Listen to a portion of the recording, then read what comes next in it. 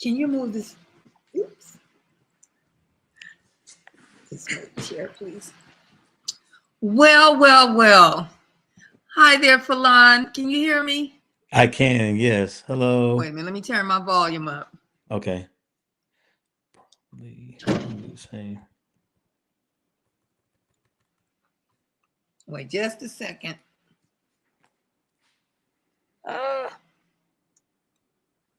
Okay, wait. There we go. Can you hear me now? I can. Okay, I can hear you very well. Well, let me first apologize. We have been working on this thing. We thought we had it all together, ready to go. Right when we get ready to hit the button, here we are, an hour late. So I was like, I wonder, should we call Falawn and just say, let's do it at another time? So here we are. I'm kind of thinking this might be a part 2. So maybe we can do it again next week. Sure, whatever you like. Have time, because I wanted to really just take my time, ask you the questions. I didn't want to feel rushed, and so I feel like this is just going to be kind of like a rushed segment, and I don't want that. I don't want that. But anyway, nevertheless, we're here. I'm not going to give any credit to the devil, and I'm not going to blame him for all that. No.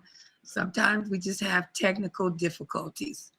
And Yeah, so there's an echo behind you as well. I was wondering. Really? Okay, I think it's gone. I think it's gone now.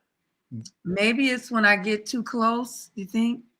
Oh, I'm not sure. I don't hear it any longer, You so don't I'm hear it good now. anymore? Yeah, Okay, and we're I good. do have my podcast stuff on here. That could be the reason too. Let's just see. It's no longer there. You're good now. We Okay, can start. good. Okay, well, anyway, yeah, I would, again, I'm letting you know now, I would like to do another podcast with you next week, Okay. whenever you have time, okay? Sure. All right, so anyway, welcome to my podcast. Tonight, I am so honored. Well, first of all, I'm Yolanda Pritchett. My podcast is Where's Franklin? That's the name of my podcast, Where's Franklin? And I wanted to go kind of in detail with how I came up with that name. But because we're an hour late, I don't even want to do that right now. But it does have to do with mental illness. I have even my therapist lined up to come and join me on my show, because we just want to talk about mental illness, just dealing with what we have to deal with as humans. I can say this. I remember my brother Franklin has been this very handsome dude back in the day. I was just honored to be his sister. He was a very intelligent man, and he still is to this day. Thank you, Carrington. There's a picture of him right there. I believe my mother said this is when she first realized that there was something going on with Franklin. He was just not the Franklin that she remembered or that she knew.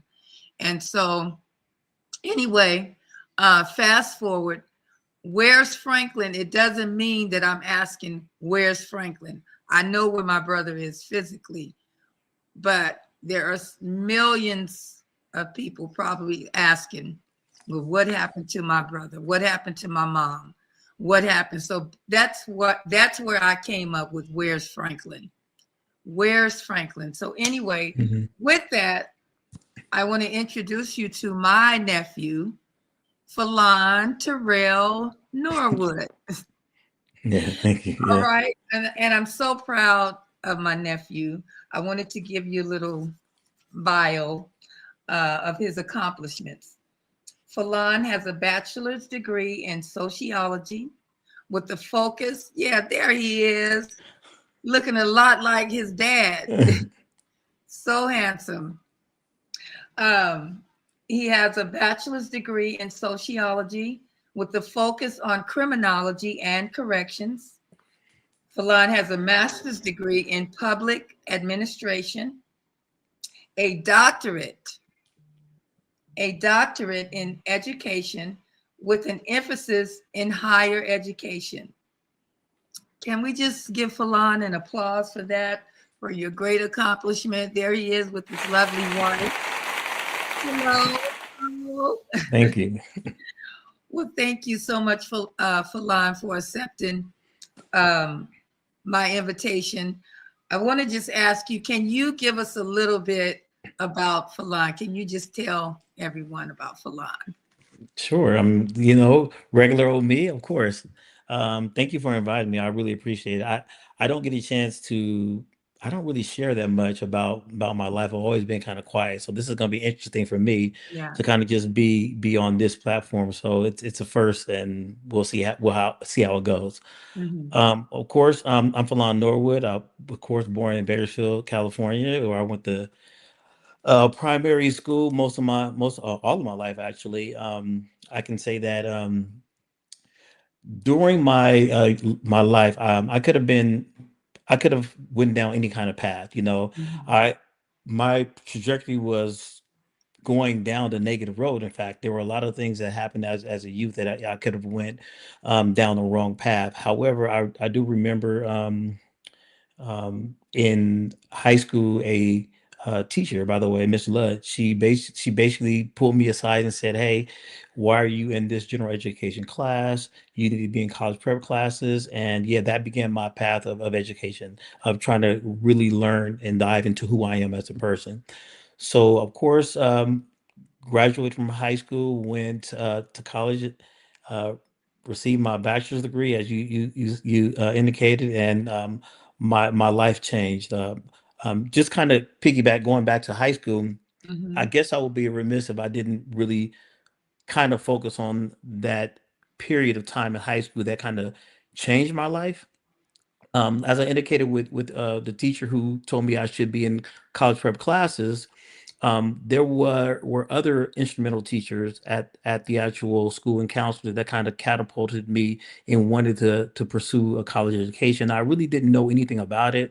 Was kind of going through the motions because growing up where we live, there was not much talk about education. It was Mhm. just we're growing up, we're kids, we're having fun. We That's all I knew. It wasn't until I got to high school and I saw this teacher, Mr. Love, like I indicated, and I also need to say this and preface this: we need more Black teachers in the school system because Yeah. that's what happened. I came across a path of African American teacher who saw something in me that I didn't see at that time. And because of that, that's what changed the trajectory. And we don't have that as a base in our school. Our kids are missing out on a lot of things, Mhm. that a lot of opportunities to know who they are. Because if you're Yeah. limited in terms of where you're at in your environment, you miss those key elements. And it's really important. Nowadays, there's social media. We didn't have social media back there, so maybe if they're looking at the right things on social media, they could very well find these support groups, if you will.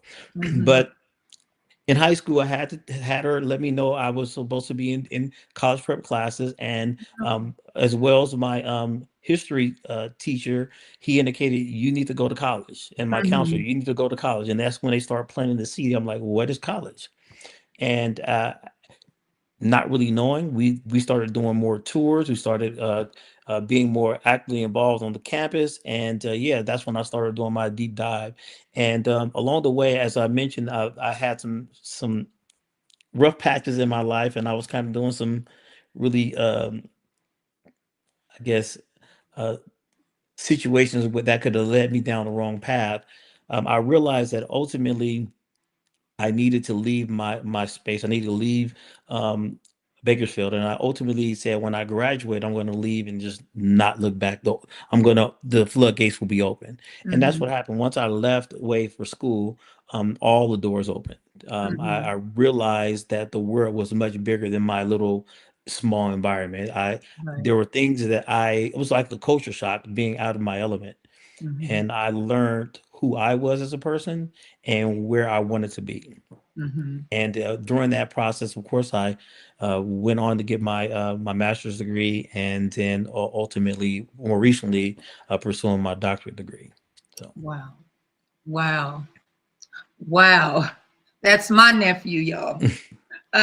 You had mentioned your teacher. Um, there's a lot to be said about teachers who see maybe what you didn't even see or what we don't see. And so I hear a lot of people say, or even I could say for myself, I've had a teacher, Miss Green, has been in my life ever since the fourth grade.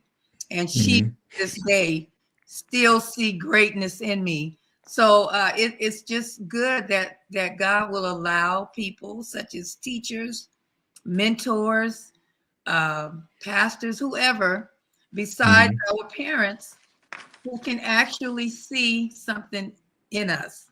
So Yes. that's a lot to be said for Yeah. Mrs. Flood. Is that her? Mrs. Ludd, absolutely, and I don't know where she's at to this day, and I don't even know if she remembers. But just shout out to her for actually making that decision. Wow, I don't remember much of high school, but I remember that pivotal moment where she pulled me aside and had that discussion with me in order to say this is where you shouldn't be in this class, Yeah, and that was the moment where my trajectory for college began. where everything changed for you, huh? Do you Mhm. do you agree with you? You said it, but do you see why you had to leave Bakersfield? Do you think you would have been this far along had you stayed here with us in Pro- Bakersfield? Probably not, probably not, which is weird because I was trying, I tried so hard to convince my mom to let me stay in Bakersfield when I went to Summer Bridge at the local college. And I told her, I said, I know we don't have the money and resources for me to go away to school. I don't know how I'm going to pay rent. I don't know anything. I don't have a dorm yet. I can just stay here and go to school local. They said, absolutely not. You need to Mm, leave. We don't care what it takes at all costs. You're going to go. And actually, when I left, I didn't even have a place to live. wow. And for some reason, uh, my stepdad's uncle allowed me to stay with him out there. Hmm. I had never met him before. I stayed with him for a couple of weeks while my dorm room opened, but it was a sacrifice that we had to make. But they would not let me stay in Bakersfield. I had to leave. You had to leave. Wow. Wow. Well, we see now why you had to leave. And not only did you leave for educational reasons, but you also left, and that's where you found your lovely wife, right? Absolutely, Yeah. absolutely, And there she is absolutely. again. Shout Yes, out to Mr. and Mrs. Dr. and Mrs. yes, Falawn Norwood. absolutely. Beautiful, beautiful. And so Thank you. you have two boys. How old are they? My oldest is 16 and my youngest is, Wow. oh wow, look at that. He's 12, will Where be where are you 13 in coming up with March. these pictures? I know. Where are you getting these pictures? So yeah, along the way we've also had some as in the picture, Tracy's my daughter's my cousin, my daughter, she lived with us for a lot of it. So she is my daughter. And I Okay. also have my oldest nephew, which I call my oldest son. Cyrus used to live with me. So those are my two oldest. So I've Hmm. had definitely additional kids along the way that I love just as Wow. much as my own. Hmm. So for them, for your boys, are you hard on them as far as pushing them? And I know you are, but I'm just asking, are you really, really hard on them? My Shay would say that I'm a little soft on them, but I do always question them about what their future goals are, and we have planted seeds about college ever since they were young. So Hmm. they can always tell you something about a college, I would always ask, what college are you attending? It was never an option of, are you going? It was like, well, which one are you attending? So they've probably been brainwashed by me. So Mhm. that's probably a question they've heard most of their lives. So, but I do recognize that college education is not for everyone. So I'm waiting to see what LA. There I'm she waiting. is. I know. I'm waiting to You got see. two. I know, right? I'm waiting to see what they decide to do. So far, my oldest son, he definitely expressed an interest in college. In fact, we're going to be doing some college tours in the month of March. We're going to three different universities for tours to see. As he's 16, he's getting ready to apply for colleges at the end of the year, and so we're interested to see what he's going to do. Okay. What if they didn't want to go to college? How would You that make you feel? that would be perfectly fine with me. My For me, I really think that as long as you have a plan, you have to tell me a plan. I think I would be more disappointed if they didn't go and didn't have a plan. Right. If they were told me they were going to go into construction or they were going to go i- as an electrician, that's fine. You can get a trade. Mhm. My concern is mainly having a goal. What's your Yeah. goal and the outcome, and actually trying to pursue that goal. Right. Right. I know for me, that's how I felt with my son. Okay, you don't have to go to college, but you got to do something. Yes. I don't want to see you when I get up from. I don't want to see you in the bed. Right. You got to Right. get up. You got to do something. So anyway, yeah, I Yes. I feel you on that. You got to do something. All right. So again, my podcast was more. It's dealing more with mental issues, law and order, Okay. da da da da da. And so when I was going over your all of your accomplishments, I'm like, I gotta go online and see what does sociology with the focus on criminology and correct, what does that mean? And then I'm like, okay, a degree is in public. Okay, I just gotta lay up here and just go through what does all of this mean.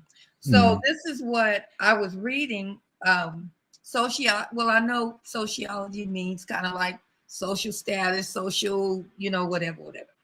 But criminology, okay, so I kind of know what criminology means. And I thought, okay, he would kind of know a little bit what I'm going to talk about. It might be tonight or in another podcast concerning law and order. So, with all your accomplishments, does law and order fit in any of this? The Oh, the order, the policemen, all of that. absolutely. Absolutely. My degree was in criminology and corrections, and with a focus on it. And not only that, I have 19 years as a law enforcement officer. I worked for 19 years prior to moving on. Definitely, I've done a lot of studying regarding law enforcement. In fact, my dissertation for my doctorate degree was a study of law enforcement officers. So I did a study of law enforcement officers to determine whether or not they actually utilize cultural competency as a method in doing their jobs.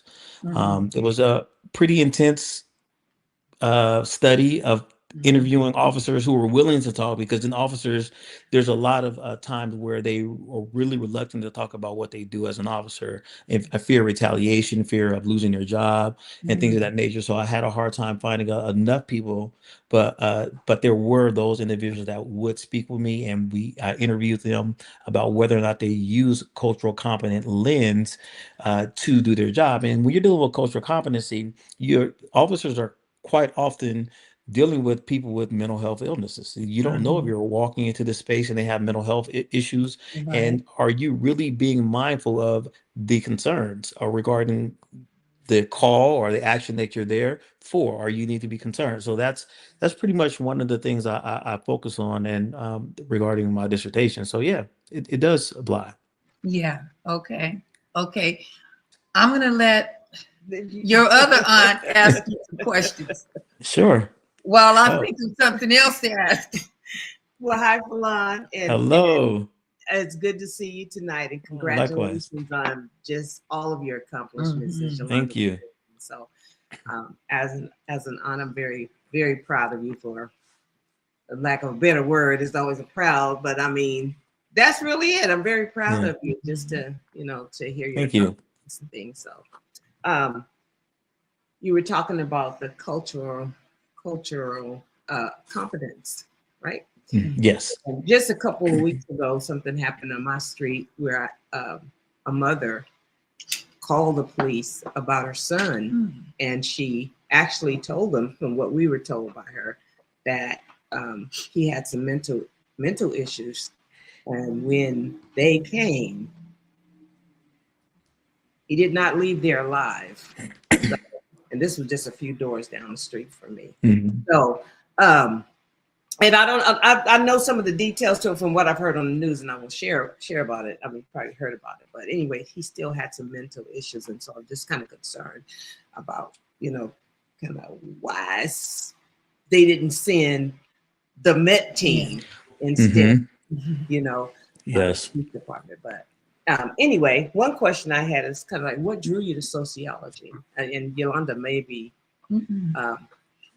have touched on this already. I was out. But. No, she didn't. Ultimately, I've always wanted to work in the field of law enforcement. I felt like as a youth, I wanted to work in some field of law enforcement. As I began to mature in high school, I was an explorer for the Bakersfield PD, and I would go out and participate in activities and with them, and just got involved with trying to help people, figuring out that if I can't, I need to be a part of the solution. How can I help people, kids in the city to understand that law enforcement is something that's positive. I oftentimes would get teased. You shouldn't be an officer. In fact, I was told by family members, you don't need to be a police officer. You don't want to be. And as a result, I never did. I just didn't do it, and I would have that in the back of my head, so I never applied.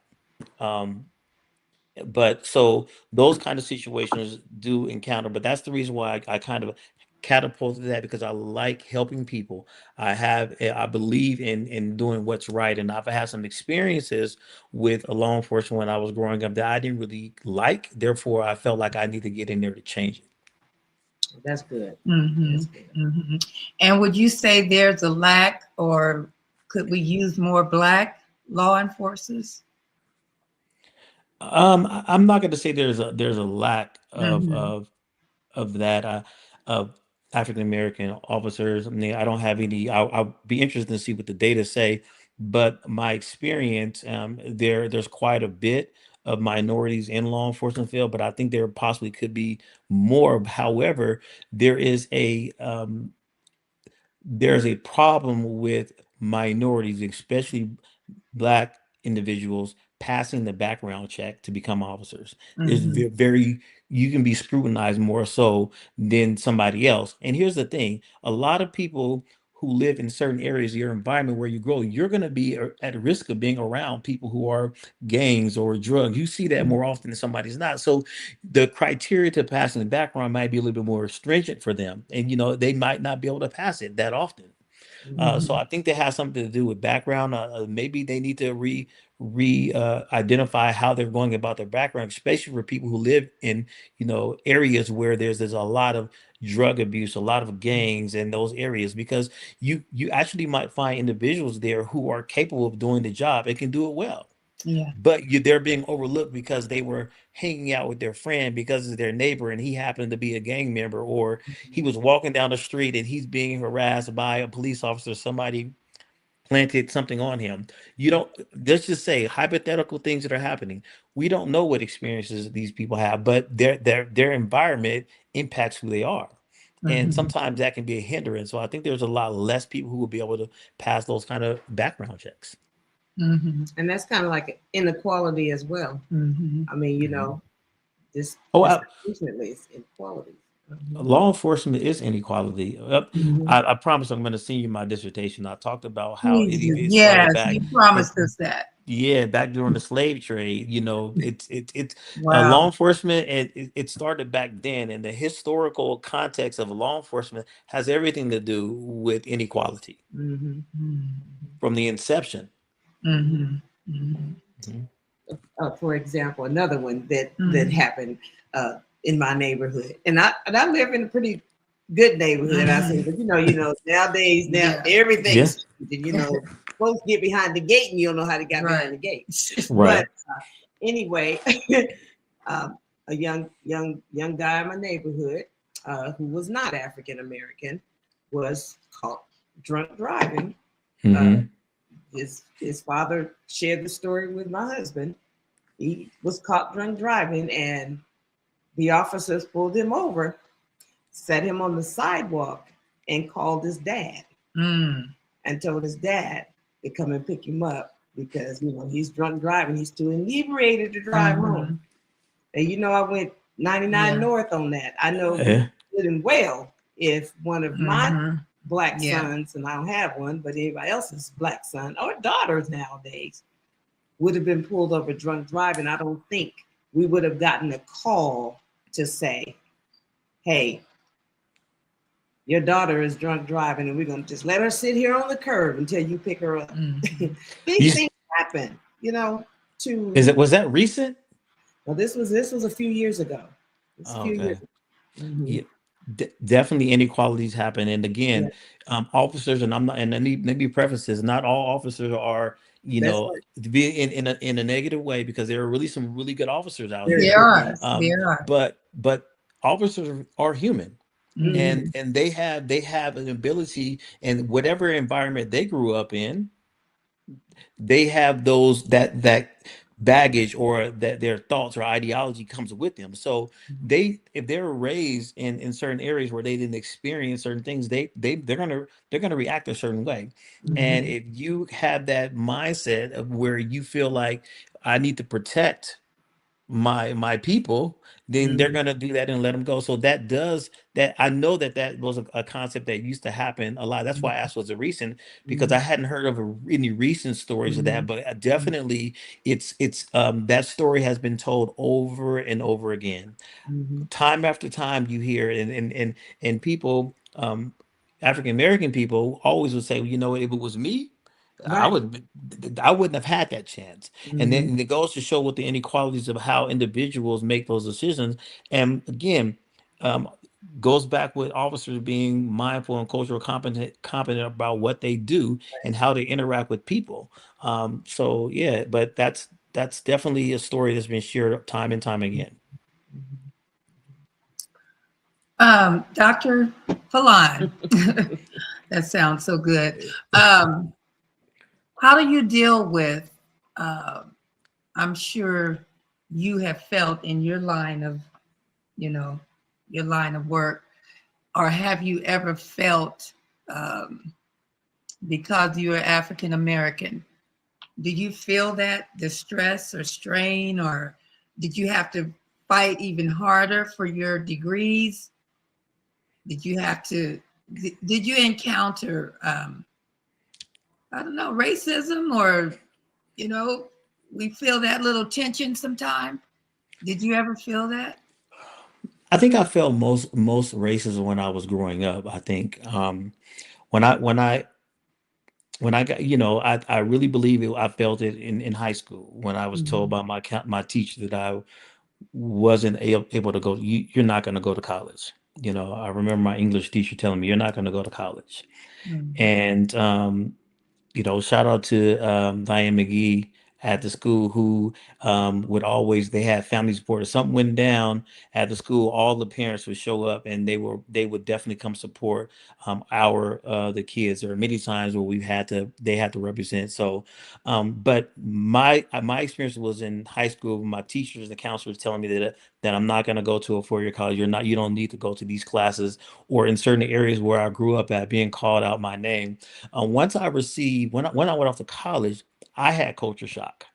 I didn't realize it was a lot going on. So once I got there, I didn't really see much or feel much of any kind of um, systemic racism that was happening overtly. Now, there's things that happen, subtly, and things of that nature, in terms of promotions and favoritism and nepotism and all the things that go along Yeah. with it. But overt uh, racism, I did not experience in my classes. Now, I would go to my classes. I might be one of very few Black people in the class, especially when I got to my undergraduate degree. It's always one or two of us in there, Right. so you don't see many people like yourself. So you're kind of in this silo by yourself, trying to navigate uh, how to be successful in college. Um, that's how I felt, but I never felt any kind of racism because at the school that I went to, there was a lot of resources available, a lot of support trying to Mhm. encourage you to be successful. So I really felt that in my undergraduate. Mhm. Yeah. Mhm. That's great. That really is. Okay, I'm not going to hold you too much longer. It's already late. Your master's degree in public administration. Give us a little bit of what that means. You know, administration is really just about being the administrator of maybe like a group home or administrator of an agency. For me, I was working as an officer, and I felt like it was time for me to try to pivot to an administrative position. I believe that I've done all of the work that I can do, dealing with my clients and trying to encourage them to be successful. And some of the time, there were roadblocks that my superiors weren't willing to help or couldn't help because there was so much red tape with trying to get some of the things accomplished. So I figured that I need to start preparing myself to go into management. And so I decided to pursue my master's in public administration to be able to understand what that would look like as an administrator. So that's why I have that my administration degree is because I knew that I have more to do with just being an officer of dealing with people one on one, because I think I kind of mastered being able to communicate with people, really looking at them from a humanistic lens and providing Mhm. the service for them that, the best service I could in that given time. Definitely wasn't able to please everybody, and but you do the best Yeah, you can one day at a time. right. One day at a time. Do you have any questions? No, that On a given day, what does your day look like? Right now, or Yeah, right now. my days right now are super heavily intense. So talk about it later. I mean, I'm no longer an officer. Of course, the last few years I've been doing oversight work for an agency. So we kind of oversee and law enforcement agencies. So I monitor law enforcement agencies, ensure that they're uh, doing what they're supposed to be doing, being transparent, being impartial delivery of services to the people in the community. I'm constantly reviewing documentation in law enforcement. My day is the review of and meetings with law enforcement administrators. So those can be intense. And then secondly, my kids are always Yeah, in some sports. yeah. Every single day it's a basketball practice or a basketball game, and then we are kind of going from there. And then we have I'm co-owner of a small business that at night I'm reviewing documentation, reviewing budgets, finances, Mm. whether or not you're operating at a deficit or a surplus. So there's my day is jam-packed. Yeah, Jam-packed. yeah. that's Wow. great. All right. So with the temperature that's going on in the world today, particularly Minnesota, Mhm. if you were there, if you had to go and assess or be a part or offer some advice to these people, ICE, let's just say ICE, how would you, what would you do? How would you handle it? What would you say? Again, this is a very unique situation for me, and I've contemplated like, what do we do? What's happening here? And I I'm just stumped at the antics of how they're going about doing it, and I can't necessarily I'm not going to completely blame the ICE agents Yeah. because I feel like it's an order. Mm-hmm. And law enforcement is a job where we follow a rank. We're following orders. So they're Right. following orders. And Mm-hmm. so I would like to have that information clear that, they're doing orders now. Could they choose not to do certain acts? Do they have to be as violent or aggressive over there? They probably could pull back. That goes with being a little bit more culturally competent about how you're interacting with people, minorities, immigrants. You have to be able to look at it from that lens. It's really horrifying watching these interactions, especially how they're dealing with some kids. um Mhm. I would, at this moment in time, I'm more concerned. I mean, I don't think we can change this at this moment in time until it's stopped at the head. Whoever's Yeah, making those orders, let's put it that yeah. way, has to have some sort of reality check about the way in which they're administrating or advising them to do their job. I'm more Mhm. concerned about the trauma that the people Right. are going to be experienced. The kids, Yeah. those trauma informed.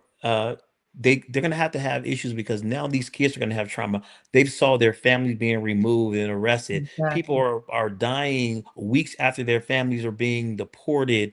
It's creating an atmosphere. People are going to be afraid of not just ICE but law enforcement. They're going to associate all that. Yeah. There was Yeah. something I saw on the news the other day. It wasn't even ICE. I think it was Border Patrol having dinner in an LA restaurant, or I'm not sure it's Border Patrol, but another law enforcement agency was having dinner, and they people thought they were ICE, and they kicked them out of the Mhm. restaurant. Mhm. Again, this is not going to be a situation. People are going to have this reality about, or they're going to have this perception about law enforcement in general because of what ICE is doing, and not everybody is doing that, and probably they're not all the ICE agents are acting this Yeah. way. But unfortunately, we all see what's on the news, so we're saying all these agents Yeah. are doing it like this, and I'm pretty Yeah. sure they're not.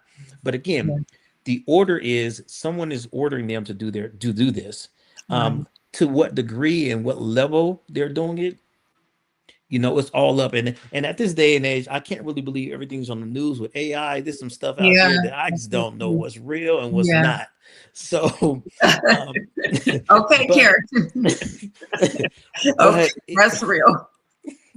but Yeah. but these ICE agents, they also need to be operating from a lens of being cultural competent. You're Yeah. dealing with minorities, you're dealing with people. Now you're setting a tone for how this population is now going to view you. ICE agents view law enforcement officers. You're actually going to change the thought processes, and this is similar to how African Americans had to deal with law enforcement back in the day. Oh my All of this God. stuff, Mhm. all of the racial profiling, all the stuff that has tainted a negative image about law enforcement in the African American community. Now these ICE agents, they're going to be painting the same picture.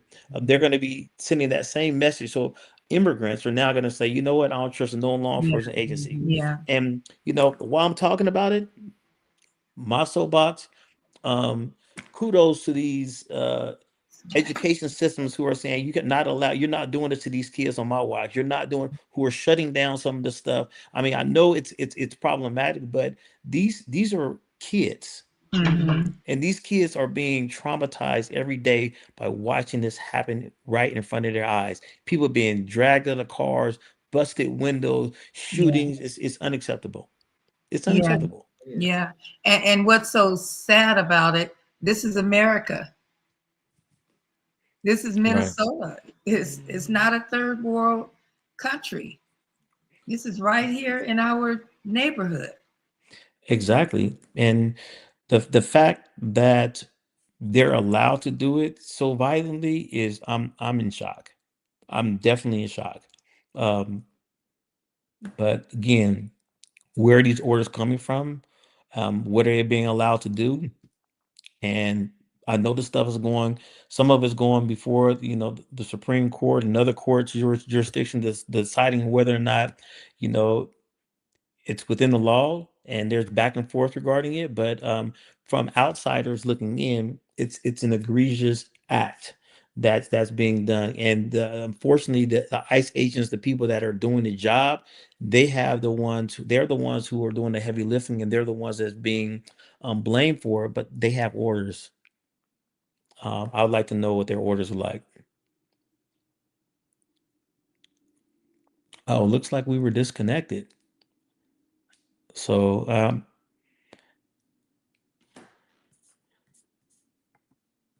All right.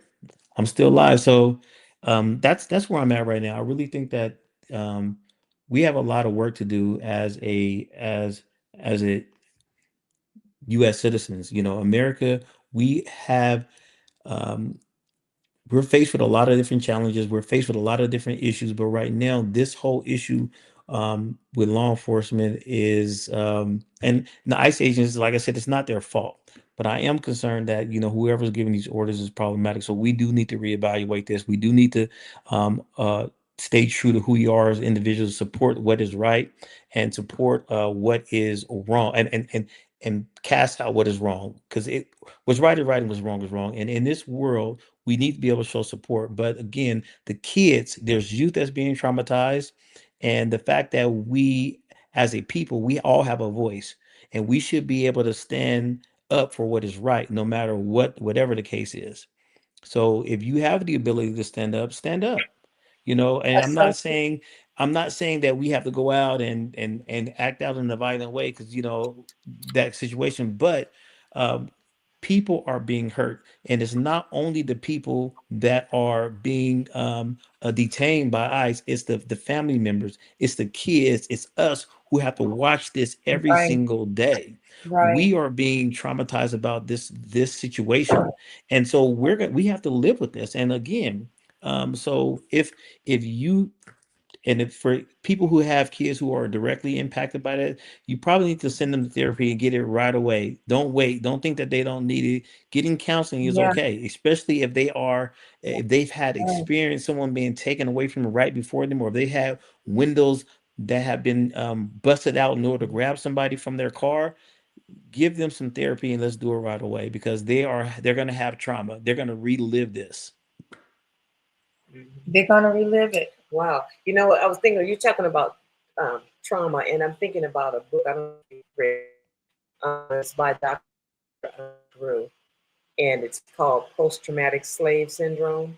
One of the best Hmm. books I was one of the best ones I ever read, but no, this was definitely one of the ones.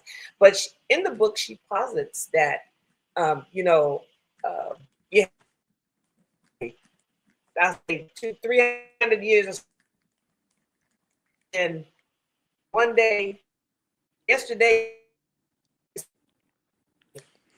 It's slavery, breaking up, so I can barely hear you. and It's she breaking up. posits that because we were never given therapy, our forefathers.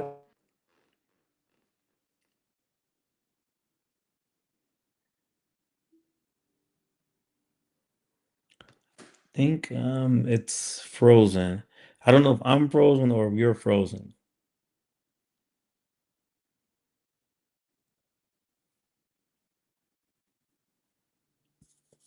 Let's see.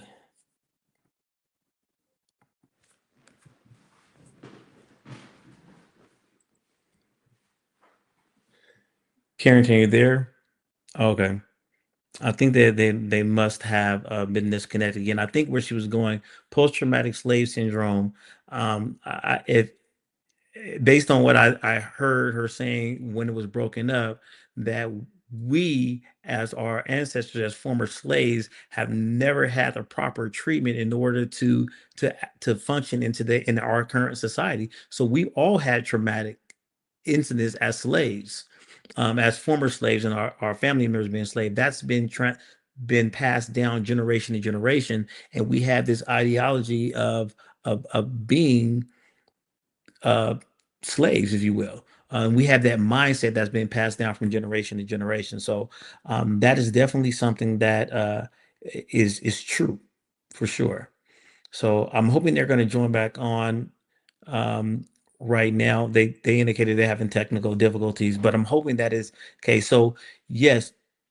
So that being said, if if you feel like you need therapy because there's some things that are happening, you should go ahead and seek therapy. I I think you were talking about when you were talking about that post-traumatic slave syndrome. I Uh-huh. thought I heard you saying that she spoke in the book about how we've never actually received therapy from all of the stuff that we're having. Go ahead and continue to share, because I think that's where you were going. Absolutely. I'm glad you continued it because And thank you for being yeah. so professional, Falawn. I'm gonna call you Falawn. because you kept talking, and we just running back and forth trying to get us, going again. So again, thank you No for worries. getting it going for your aunties. No worries. I got you. Definitely want to come back because this is such a good conversation. Yeah. And I Absolutely. wanted to do it on Facebook because Darlene has such a great following. I mean, over 3,000 followers. So Oh, wow. I wanted to just share you with her followers. But anyway, Okay. we want to just finish this up before it goes out again. If it go out again, we probably won't come back because we know the time's getting late. We know you're busy. But we want to let you know how proud we are of you. And we have to do a number 2. And we got to do a number Phase 2. two. We Yeah. have to Okay. do a number 2. And this Absolutely. is so good.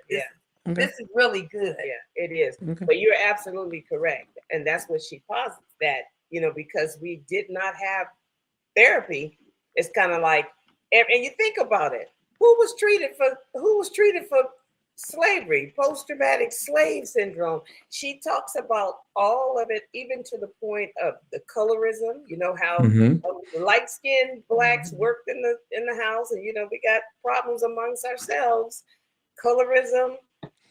It just blew my mind reading the book about how, even like some of the beatings that they did, and she talks about a lot of that coming over. Oh, you're gonna get a whooping tonight. Yeah. That all goes all the way back to slavery. It's kind of like just, how would they know how to live? Yesterday they were in, everything was taken care of by the slave master. Then today we don't know how to do anything for ourselves because we've been under bondage for all these years. So I'll stop right there. But yeah, I know you took it to the next level, to the next point, and that's absolutely correct. Right. And traumatized now, and they need and you're spot on. And that was passed down. Slavery, those things were passed down from generation to generation. And even me in the 80s, I don't know, I always use this story.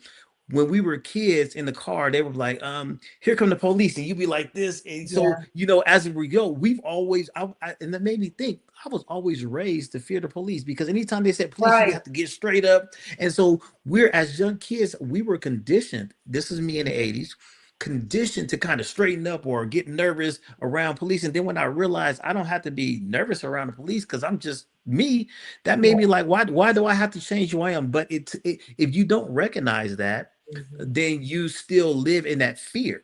So again, people who had the slavery ideology was passed down. This is how you behave. This is how you do. That stuff is still happening, and not everybody has let go of it. So there's a lot of work to do with that. So you definitely therapy. This book, I didn't read this book, but I'm definitely gonna get it. I think that might be my reading for 2026. So because again, some of my stuff in my dissertation have to do with this too. If I would have read that, I probably would have included it as a source. But definitely the same kind of situations that we're experiencing right now. Yeah, absolutely. Okay, well, thank you so much, Yolanda. I don't know, like you said, it's getting late. It's getting late, so we don't want to wear you out. I wanted to even I wanted to bring up your doctorate is in education with an emphasis in higher education. What does that mean? So basically, my doctorate is in education, regarding the study of education, but higher education is a college level. So it's basically focusing on that. I wanted to do something at the college level, and be an administrator or maybe teach a class at the college level.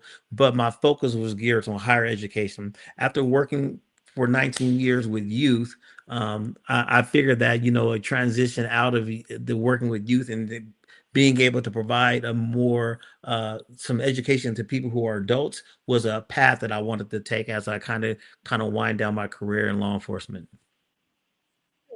Yeah. Awesome. So, where did you see yourself in the next 5 years? I still have a lot of work to do.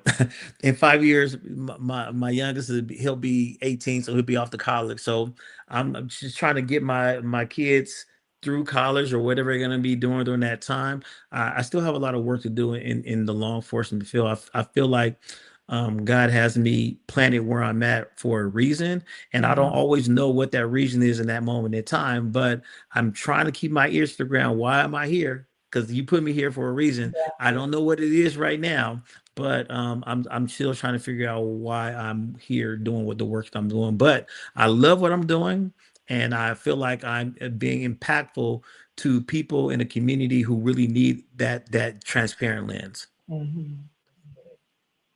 Beautiful. Yeah.